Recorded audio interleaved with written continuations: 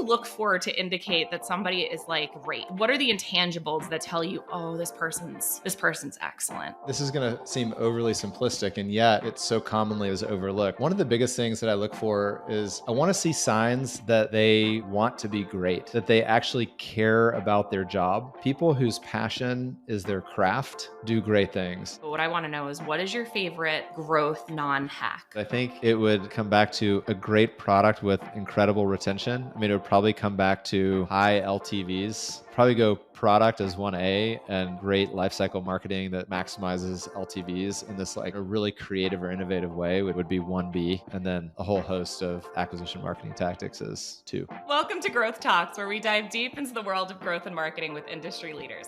I'm Christina Rubino, the general manager of the offline practice at Right Side Up. Today, I have the pleasure of chatting with Tyler Elliston, the founder of Right Side Up, a marketing platform that helps companies with growth strategy, organizational design guidance, and executional resources.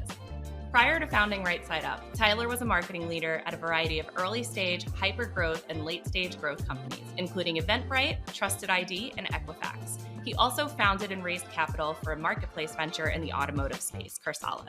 In this episode, we're going to discuss the ins and outs of what marketing leaders should do when they first get in seat, how to build a marketing team from scratch, and when to lean on consultants versus full-time employees versus agencies. Let's get to it. Tyler, welcome on our show.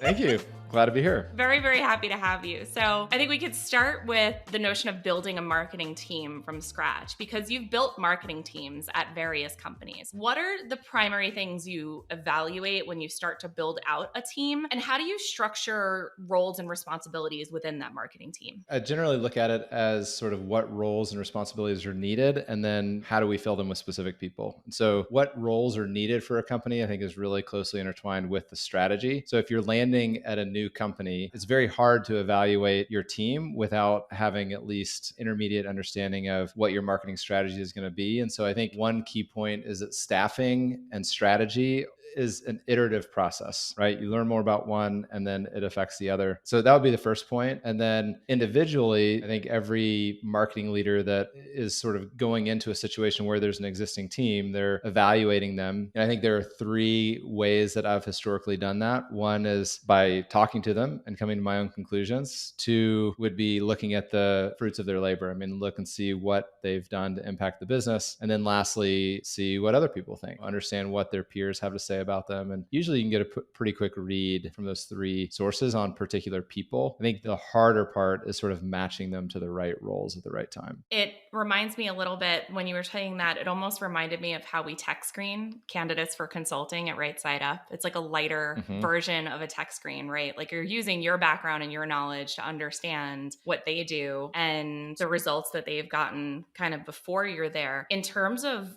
roles and responsibilities and just thinking about how that can differ for different stages of companies, how do you suggest the evaluation of talent go when it's like an earlier stage company? Maybe there's only 1 or 2 marketing hires that got there before you, or a late stage company where it's like you're maybe steps away from an acquisition or an IPO or something, and the needs of the organization are super different. Generally, we see a pattern. I say we see because it's not just from my experience, but the thousands of companies we've worked with at this point. Usually companies move from a generalist sort of need to a specialist need as the company gets bigger and gets later and later stage. So oftentimes, like the first marketing hire is usually not a specialist in a particular channel. Usually it's someone who's really hungry, really versatile, can do a lot of different things with 85% proficiency. And then as a company sort of figures out what works, then they can go get more specialists as they build off the team. Late stage, typically organizations are staffed with much more specialists, people that are spending 40 hours a week just doing their particular channel or their channel for a particular segment of the customer base. So I think that would probably be the biggest observation in terms of how it evolves from early stage to late stage. I think there are certainly some traits that are more valuable across stages. So like early stage, autonomy is just critical to have in a marketing hire, because want to look over their shoulder. Sometimes it's impossible to look over their shoulder. You really need them to be curious and sort of ask the next question, come to the right answer, answer, which then produces more questions, and go track down those answers. That's not nearly as, though certainly a good trait at any stage, it's not as mission critical for a really late stage environment. Yeah, you're making me almost think about the intangibles. It's so hard to understand who a human being is just from like the half an hour or 45 minutes you spend with them when they interview. And there are some people that interview really great. And then when you get them in seat, you're like, oh no, this is not what I signed up for with you. Or vice versa. People that, maybe they're a little shyer or for whatever reason, they don't show up in an interview setting and you have to kind of like pull it out of them a little bit. Right. I mean, and also like none of us are natural in an interview setting. Like both of us are Right. a very slightly different version of ourselves in this interview setting, right? So Right. what do you look for to indicate that somebody is like great? What are the intangibles that tell you, oh, this person's excellent? Yeah, I mean, it's a great question. And this is going to seem overly simplistic, and yet it so commonly is overlooked. One of the biggest things that I look for is I want to see signs that they want to be great, that they actually care about their job. I mean, there are a lot of people that just don't look at work that way, and that's okay. But for a lot of early stage companies, that is just not what they need. Like, they don't need somebody that's just going to say, okay, I'm going to clock in, clock out. My real passion is over here. People whose passion is their craft do great things. And particularly in early stage, you need that focus and dedication. So that would be the first one that comes to mind. I can certainly give you some others, but I feel like that one's weirdly contrarian or overlooked. No, I know exactly what you mean. I've started saying, I don't actually even know if I've said this to you yet, but I can't make you care about your job more than you do. That is the one I can teach anybody. Listen, you can give me like a reasonably competent human being and give me a couple of years with them and like, and if they care, we can do great things together. But if I can't make you want to be the best in the world at your craft, I can't make you curious, right? Right. So what are some of the other intangibles? So Tyler's going to hate that I'm going to say this like publicly, but Tyler is one of the best judges of talent I've met because at Right Side Up, even still, well, it's true because even at Right Side Up, we're a fairly large company. And I would say you're probably still at the end of most of the interview loops that we have, just because all of the leaders in our company, we very much value your input. So yeah, like tell me some more. Tell me your secrets, Tyler. I mean, I think the sort of passion for the work is part of it, but it's also just like, who are you? Like, what makes you tick? Why? Like, how did you get into marketing? I mean, these are questions that lead really interesting places. Like, okay, you're 30 years old or 35 or 25, whatever it is. Like, how did you end up here? And to hear these stories, and have you thought about pivoting into something totally different? Just understanding how people tick often can help uncover the sort of like, do they have the drive and what is their drive really for? It also importantly helps us evaluate if we are a good fit for them. I always say to full-time candidates, like, I'm talking to them, yes, to evaluate them, but I'm also there to help them evaluate us and to help evaluate this role. And that's not just because I'm nice. That's because if it's not a win-win, if it's not great for them, then they're not going to do great work or they're not going to stick around for a long time. So anyway, so that's sort of one line of questioning. I think other traits, you mentioned curiosity, plus one to that. I think curiosity paired with tenacity is great. It's like, okay, you have the questions, you wonder, but what do you do with that? Do you just sort of sit on it? Do you ask your manager or do you go and dig? Like, do you go to the internet? Do you go to your peers? There's somebody that I managed at one company. She was amazing. And I just remember this interaction. It's just seared in my memory where she kind of laid out a problem and I was like, oh, well, seems like we might want to go do this. And she was like, oh yeah, I did that. And so then that led me to this and this and this. I was like, oh, well, that's interesting. Then I guess we should go do this and this. She's like, right. So I did that.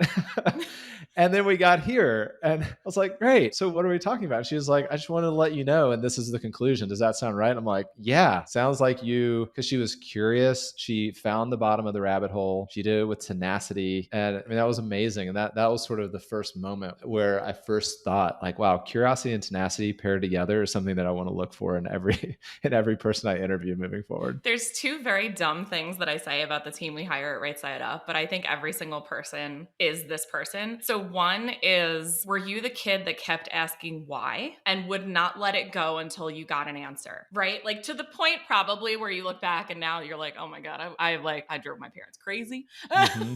Were you that kid? And then the other one is, did you take over the group project in school? Yeah.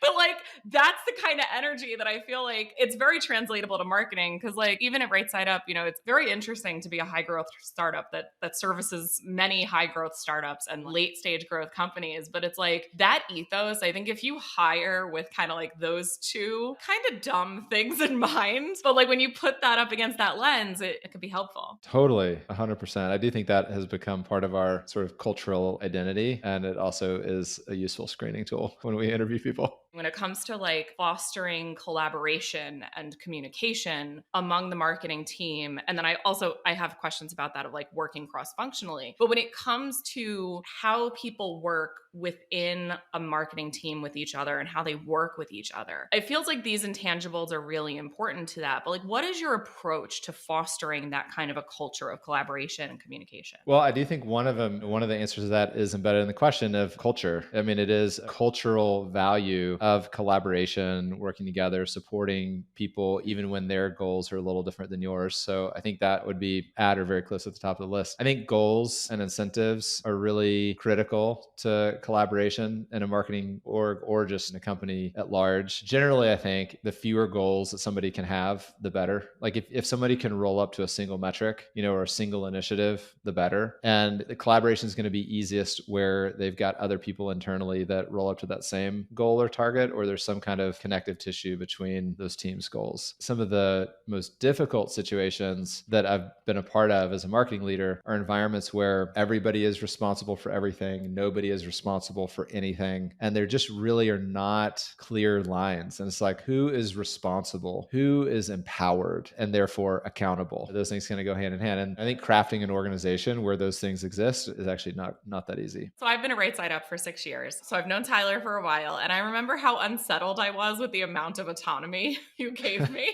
To where I was just like, do you want to see this? And then eventually I was like, so I have a dentist appointment. And he was like, I don't care. Like in the nicest way possible. That's how you said it to me. But it was very clear what I had to do here. Like I was hired to see if offline marketing was viable as a consulting practice and to eventually create what we now call business units. But I was very much like showing you so many things that you're like, does it meet this goal? And it really, that kind of autonomy is what you seek as somebody, like high performers seek that autonomy, right? But it's very rarely granted. And that's my question back to you. When you felt that like, ooh, this level of autonomy is different or scary, like what impact did that have on you? It made me rise to the occasion. Yeah, I mean, because you're a high performer, you want to succeed. Deep down, you want to succeed fully in a massive way. And so like when you get the right people on the right project that are fully empowered and yes, accountable also, good things happen. I mean, if I had been looking over your shoulder and been like, okay, now show me this, now show me that, like you probably, what you started putting in front of me would have been like halfway. You wouldn't start sort of answering the questions yourself. You'd be asking them to me. Like it's not what either side really wants. I do sometimes get asked a question of like, how have you hired like so many high performers at Right Side Up and within my team, but both ways? And I'm like, well, if you just find really great people, you pay them well, you treat them great, and you let them do exactly what they're amazing at, incredible things can happen. And then they work together very well. And that's the cultural like little something, because it's like, if everybody is secure in what they're bringing to the table, then that kind of collaboration, there's really like no limits to what you can accomplish if that's the ethos that everybody is bringing to the table, right? Because it's not competitive in the sense of against each other. It's competitive. It's like it's us against the world in a way, but in a good way.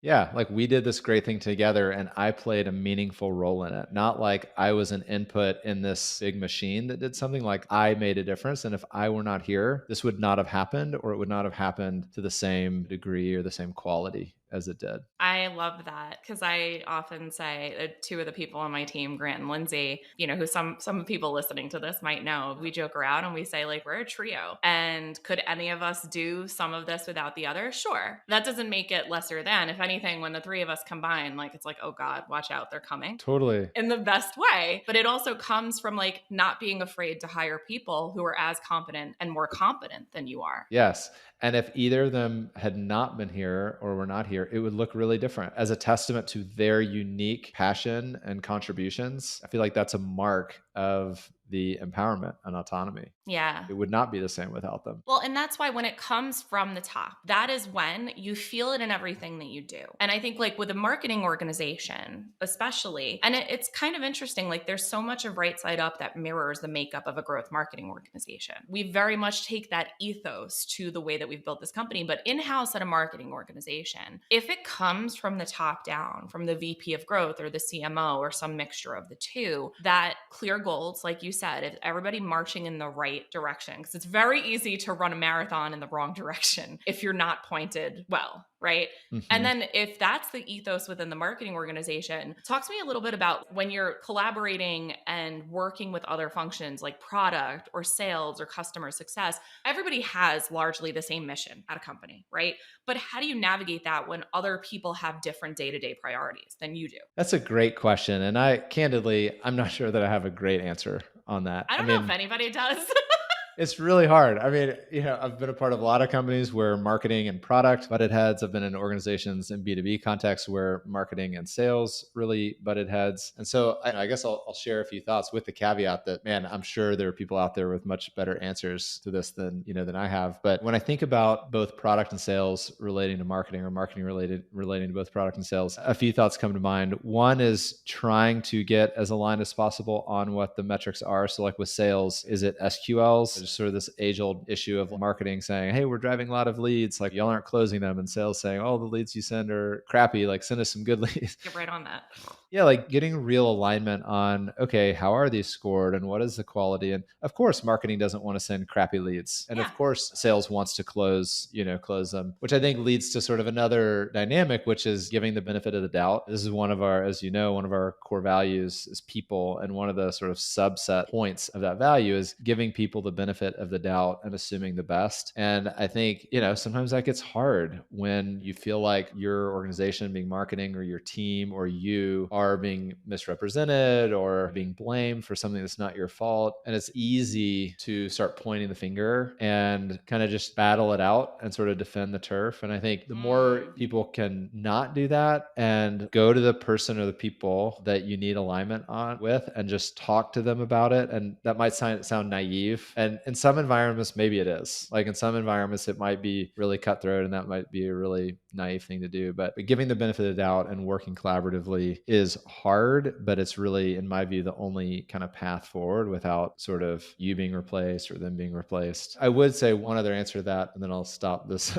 long answer. But having tiger teams or cross-functional teams, like was sort of the model for product and marketing for a number of years. Like product and marketing would come together in a quote unquote growth team. And that team, with a carve out of the PM's time and a carve out from the marketer's time, they would be mutually gold on some key metrics, and then they would actually be aligned. And some great things happened when you got people from different organizations, both of which could allocate resources to some extent or influence resources for the good of this common goal. So sometimes just realigning the goals and incentives for a subgroup of the organization can be really impactful. Yeah. And I think to your point about resourcing and resources in general, this is where, depending on the season of your business, your needs for resourcing might be vastly different. And I'm not just talking like seasonality. I'm talking about how organizations grow and morph and change over time. But there's kind of like a age-old question, like when should somebody look to hire in-house? When does somebody need an agency? And when does somebody need a consultant or freelancer? And like, how does the balance of all of that resourcing change over time? I would probably start by saying the answer now is pretty different than the answer 10 years ago. When I was marketing leader in-house I started Right Side Up and tinkering with it in 2016 and then formally in early 2017, there really weren't that many marketing freelancers, to be honest. I mean, most freelancers that I interacted with as a head of marketing were like designers or other like very discrete sort of project management kinds of things, like help with a deck or whatever it might be. There really weren't a lot of marketing freelancers. I felt like as a head of marketing that I could either hire in-house or I could go find an agency. And so I worked with a lot of agencies and had really good experiences, had some not great experiences. But what was really clear was that there are certainly use cases where the agency model is not necessarily best, which is one of the reasons I started Right Side Up. That sort of how common common that sentiment is really evidenced by the growth of freelancing in marketing over the last, call it 8 years. COVID certainly accelerated it, but it was accelerating very quickly before that. So one is the whole notion of having freelancers is sort of a new part of the mix. And I think there are a lot of CMOs out there that are still acclimating to this reality. Like there's a whole other pool of resources that you can tap into. And obviously they have varying degrees of appetite to do that. So that would be kind of the first point. People are surprised when they hear me say this because we run a services business and we deploy non-traditional agency teams, we deploy consultants. I still believe, as I did as a head of marketing, that having full-time employees anchor your marketing team is usually the right answer. If you can get A+ talent, which not all can. I mean, if you require in office 5 days a week and your office is in, I don't know, pick some rural or small, like that's going to be really tough to get A+ talent. But if you can get A+ talent, then you need a skill set for over 40 hours a week, or it's part of your core strategy. Generally, I think FTEs are best. It is kind of interesting, that point about flexibility, because I mean, how many amazing people do we work with in our consultant network and our full-time team who decided to leave their role because it wasn't flexible and they wanted to be able to pick up their kids from school? Or one of the nice things that somebody on my team said to me recently was like, I don't know, I just want to be able to like decide if I go read to my kid's class for 2 hours tomorrow. Like nobody works harder for you than parents with flexibility is my 2 cents. There is no shortage of times where I see people online at night and I'm like, are you okay? And they're like, oh yeah, the kids went to sleep and I'm doing some stuff, right? Is that part of it as well? How do you think about attracting top tier talent in-house? To your point about not requiring they commute into an office somewhere in the middle of nowhere 5 days a week, 40+ hours a week, is the flexibility a big part of it? Like what can you do to attract A+ talent? I think we've talked about a variety of the elements, just kind of pulling it back together. So having somebody that is passionate about their job, somebody that wants to do the job that you have. Again, seems basic, but that's a really big part of it. Having autonomy and clear goals, like for the high performer, that is really important and really critical. And a lot of jobs don't have that or offer it, or aren't very good at communicating that that's really what they're looking for. You mentioned earlier paying people well. Obviously, if you want A+ talent, then you've got to pay for A+ talent. So I think that's a big one too. Flexibility, definitely for some people, that's kind of a binary. Does it offer this or does it not? And so if it's not flexible, then you will definitely lose out on a portion of the talent pool. The reason I kind of asked that question is that changes the balance of needs from what you need in-house full-time versus consultant versus agency, et cetera. If you can attract top-tier talent, generalist or specialist, it actually changes the composition of your marketing team. Like one of the reasons that I ran away from agency life, I was in paid search for some time specializing, and I got very nervous when I realized that you could very much replicate a good chunk of my team's output with one super qualified, like senior search manager that you hired in-house. And that was scary to me as an agency person, where we were charging out the wazoo for that time and for that function. So it's like, but if you can attract top tier talent like that, you might save yourself the need of hiring an agency and spending 3 times as much. Yeah, I totally agree with that. Certainly it's not without cons or drawbacks, which I think, kind of brings us to agencies and freelancers in terms of sort of the options that one has. It is very hard as marketing has become increasingly specialized over the last 15, 20 years, right? Like to do something with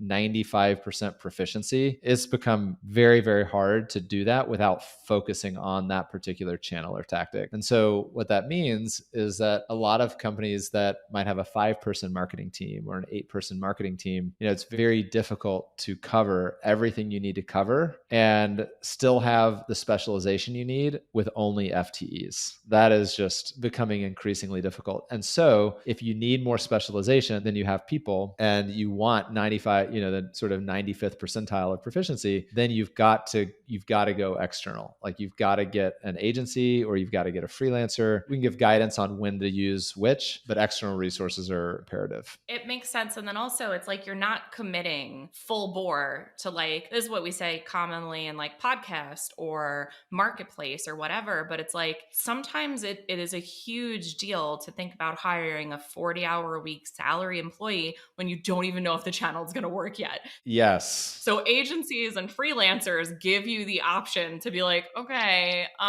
is this actually even going to work? And then sometimes you graduate to the ability to hire a full-time in-house human being based on the work that you do with an outside agency or a consultant. Yes. Yeah. Proving things, trying before you buy is such a good use case for really freelancers and agencies. I say try before you buy, not just from you're trying the talent before you buy them and like hire them. I mean, like you're trying the tactic before you really buy into it. Yeah. To your point. Yeah. You can waste a lot of time and money being like, oh, we're going to go do these 3 things. So let's go hire 3 FTEs to do those. And like, maybe they're misguided. And that is brutal from just a human standpoint. Cause then you've got to like try to reallocate them to something else that they're not great at, or you're laying them off. Your team is like, wait, we did these 3 big bets and none of them worked. Like, what does that mean? Really a lot better if you can, in my opinion, generally, if you can test your way into it, get some data points of success and then grow with it. And then you sort of grow into an FTE. Yeah. And actually, speaking of a test, we'll take a little bit of break from all of the questions that I've been firing your way. On every episode, we do a little game that we call the A/B test, because marketers, we love an A/B test. Let's be real. We love our acronyms and we love an A/B test, right? So I'm going to ask you some questions, and some of them are going to be work related. Some of them are not. Okay, so I'll start you off easy. I mean, maybe. Customer acquisition or customer retention? Customer retention. Easier to keep a customer you already have? Easier to keep a customer you already have. And also just as an area of focus, like I would rather, if I could have gains on LTVs, I would take that over like reductions in CAC, because LTVs they give you a structural advantage in all of these media buying auctions and other places against competitors. And like, yeah. Retention. That makes sense. Meta or Google? Google, interestingly. No, I get it.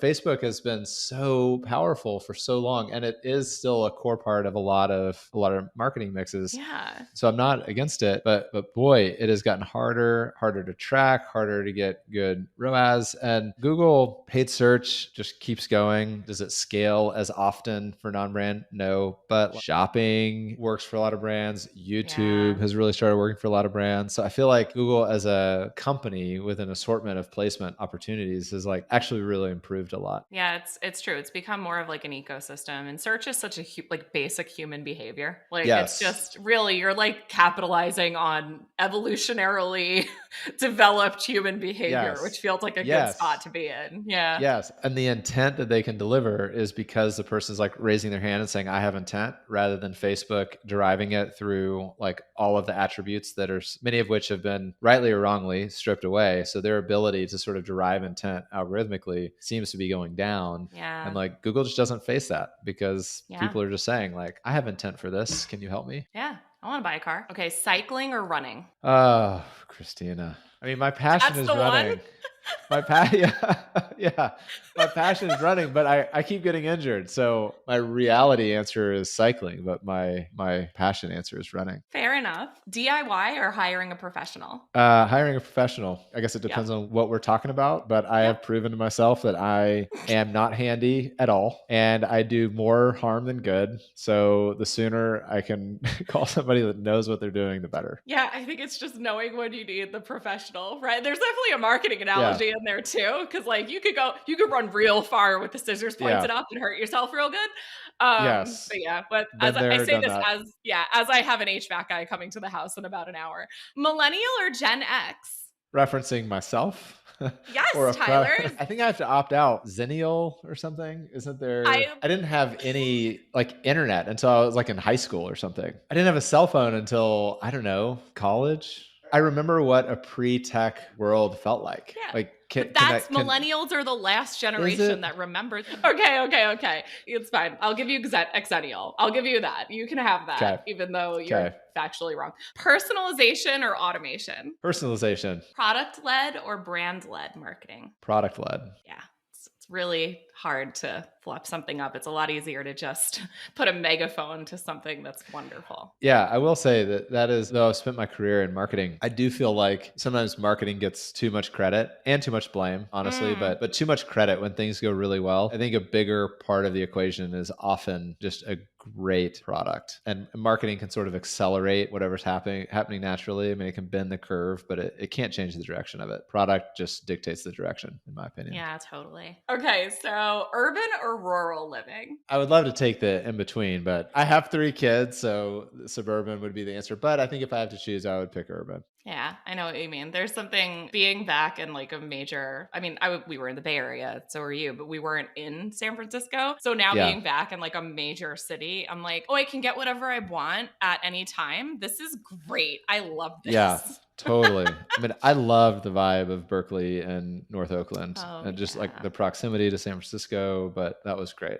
Yeah. Morning person or night owl? Morning, 100%. Yeah. Listening to music or podcasts? Music. Yeah. Sorry. Same. People are always like, what's your favorite podcast? And I'm like, I can't listen to them anymore because all I do is critique the ads. So I've ruined the medium for myself, but that's okay. All right. So we'll get back into the interview portion of our show. One thing I wanted to ask you is like at Right Side Up, you work with companies of all different stages, from high growth, early stage to late stage growth to enterprise. Often growth strategies need to be tailored to different stages, but are there any common challenges you see across companies regardless of stage and size? Certainly technology, the tech stack, they take on different flavors at different stages, but I think companies of every stage are asking themselves, gosh, what do we need to really understand our data, understand our metrics, and come to the right conclusions about customer acquisition? So I think that's a common one. Clearly, staffing is a common problem, both the quality and the structure, but also just the quantity. It's matching sort of the advancement of a strategy to the people needed to execute that. It's a really hard dynamic. And as you learn things, the skills that you need constantly change. And so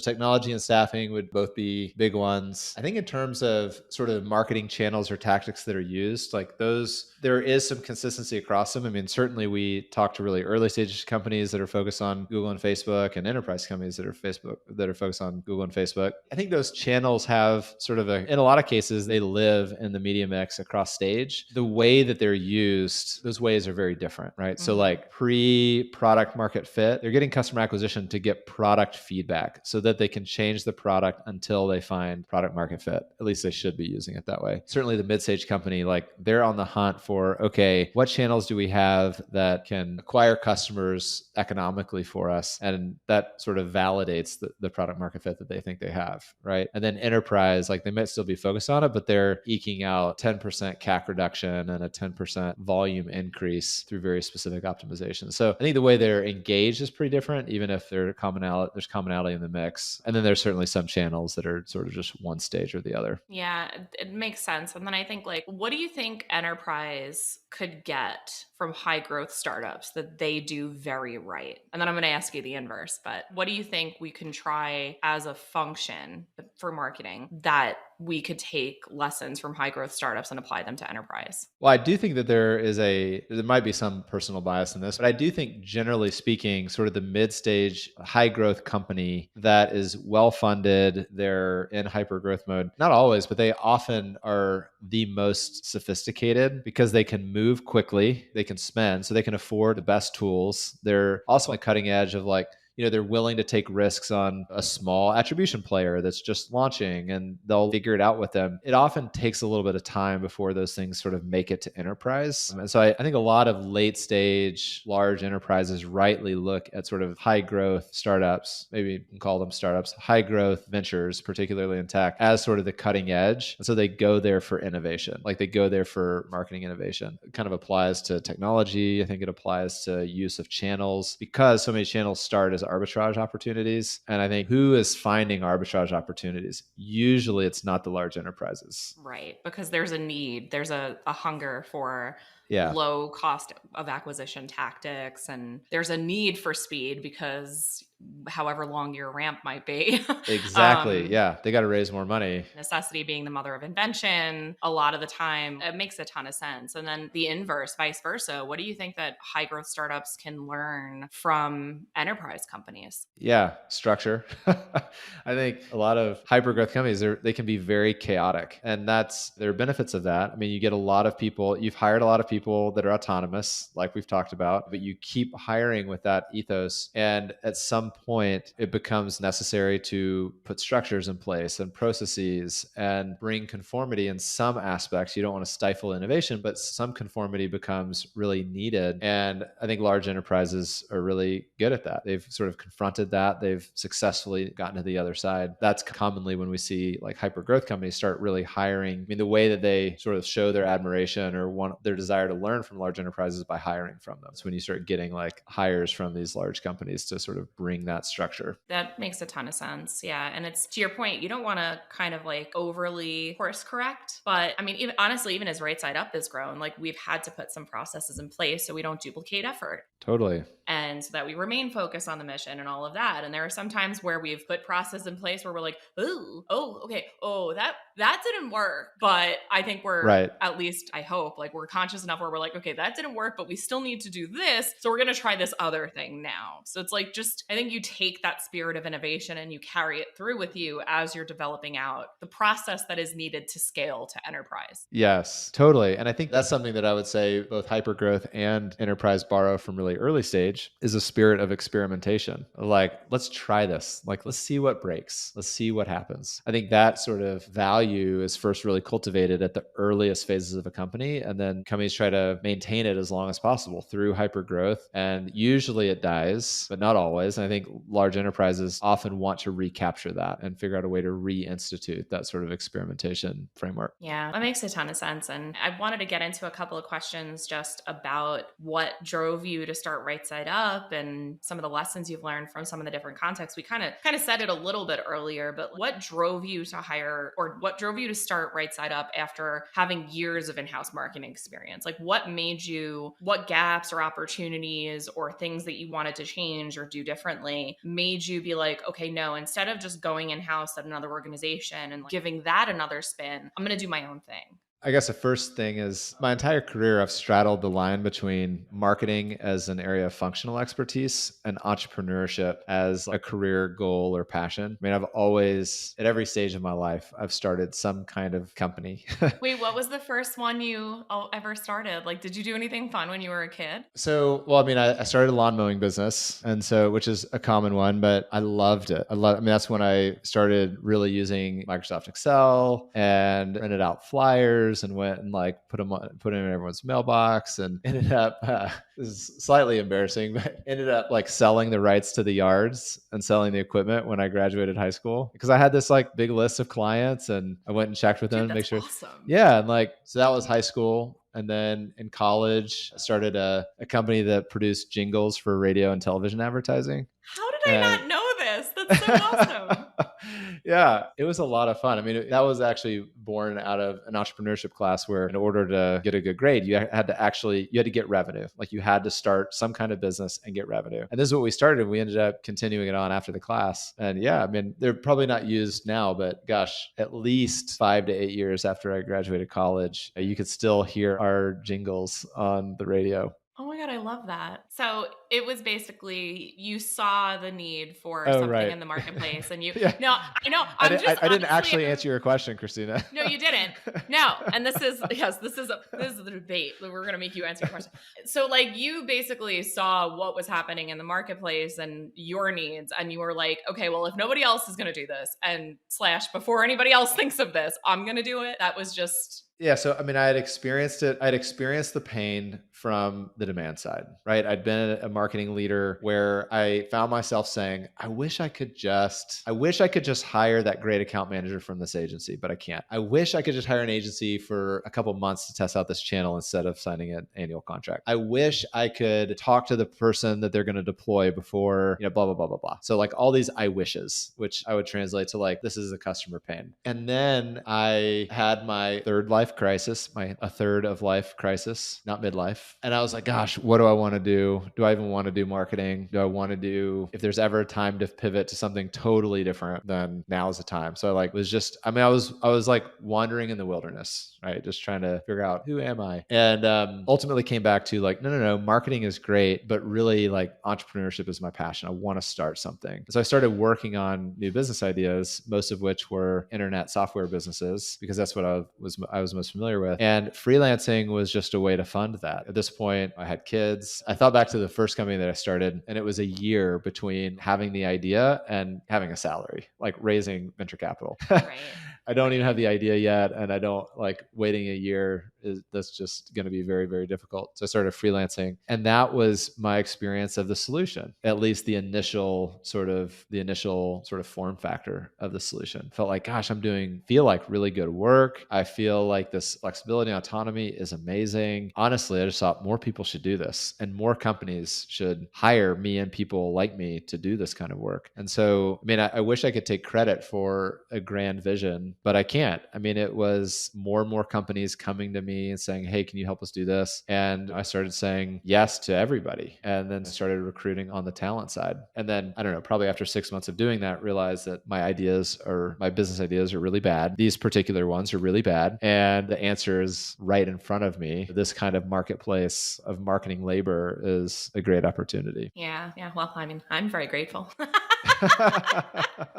And I often say, I'm so mad I didn't think of it myself, but I'm glad that I got on the boat early, because I like the direction we're rowing in. Yeah. You've had so many different roles in marketing, and then you've taken a lot of your experience and have dabbled in other functions at companies. And how did your previous roles prepare you to be the founder and CEO of a marketing company, of a marketing platform? From a subject matter standpoint, I mean, being director of growth, VP of marketing, that has proven very helpful. Being a freelancer before starting this business was really helpful. I know what it's like to rely just on freelancing engagements for your paycheck and kind of wonder, okay, how do I build this up? How do I do biz dev at the same time that I'm doing delivery? And what happens if these go away? And I mean, I remember one time I was skiing in Tahoe and doing a run that I should not good enough to do, and minorly injured my knee, and was just up at the top of this mountain, so frustrated with myself because I was freelancing. Like, that was my only income. And if I didn't work the hours, then I'm not getting paid. And like, healthcare was just, I bought it privately. And I was like, man, I'm an idiot. At that time, I was going into San Francisco, like most days of the week, into offices. And then I was on crutches. It's like, what am I doing? It just felt very vulnerable. And I think some of those experiences really helped me particularly empathize with the supply side of our business and what their experiences are, and hopes and fears. I would also say that previous failure as a startup founder and CEO was extremely helpful. Like, I'm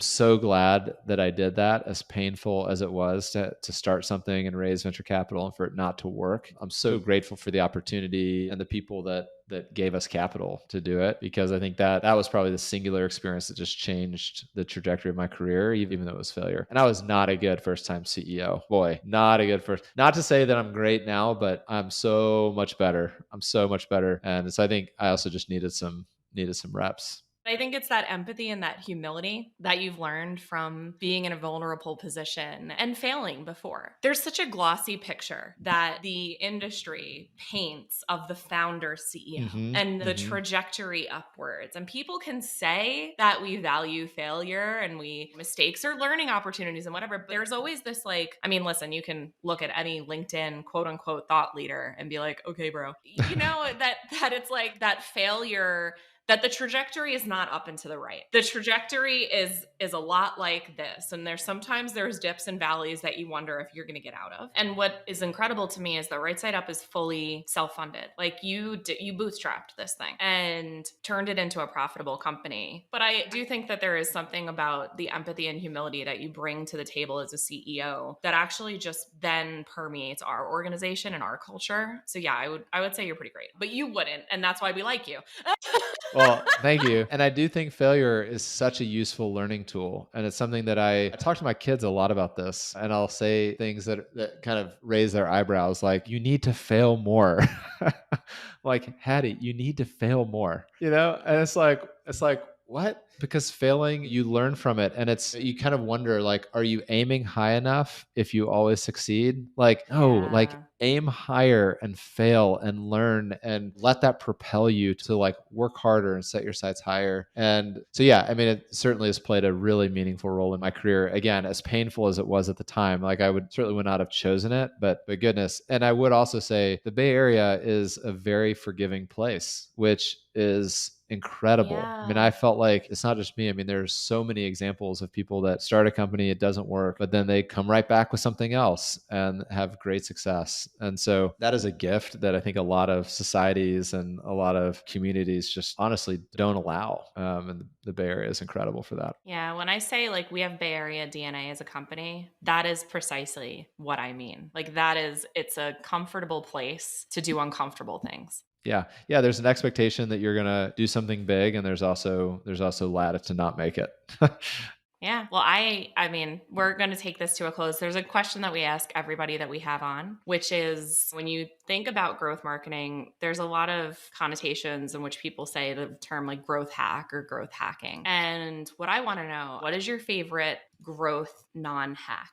We already talked about this, but I think it would come back to a great product with incredible retention. I mean, it would probably come back to high LTVs, probably go product as 1A and great lifecycle marketing that like maximizes LTVs in this like, in a really creative or innovative way would be 1B. And then a whole host of acquisition marketing tactics is 2. I think that's very, very fair. And then to the whole conversation, it's if you don't have that great product that you can use great lifestyle marketing and acquisition tactics around, then aim higher and do better. Yeah. Thank you for coming on to the show. Thanks for having me. Thank you for starting the company that made the show possible. And seriously, thank you. Thank you so, so much. I'm really excited for this one to publish. My pleasure. Thanks for taking the time. Thanks for joining us on this episode of Growth Talks. We hope you found our discussion insightful and fun. Don't forget to like, comment, and subscribe to our channel for more valuable content. And if you're excited and ready to start up-leveling your growth strategies and execution, Right Side Up has you covered. Right Side Up is a leading growth marketing agency that is partnered with over 1,000 companies of all stages and sizes to help them meet and exceed their growth goals. With expertise across all growth marketing functions, we can help you evaluate product market fit, develop customer acquisition strategies, navigate executional challenges and staffing gaps, and make pivotal decisions with confidence. And whether you need one individual or a custom-built, full-service team, we'll find you the right A+ talent. Visit us at rightsideup.com to see how we can help you and your company grow.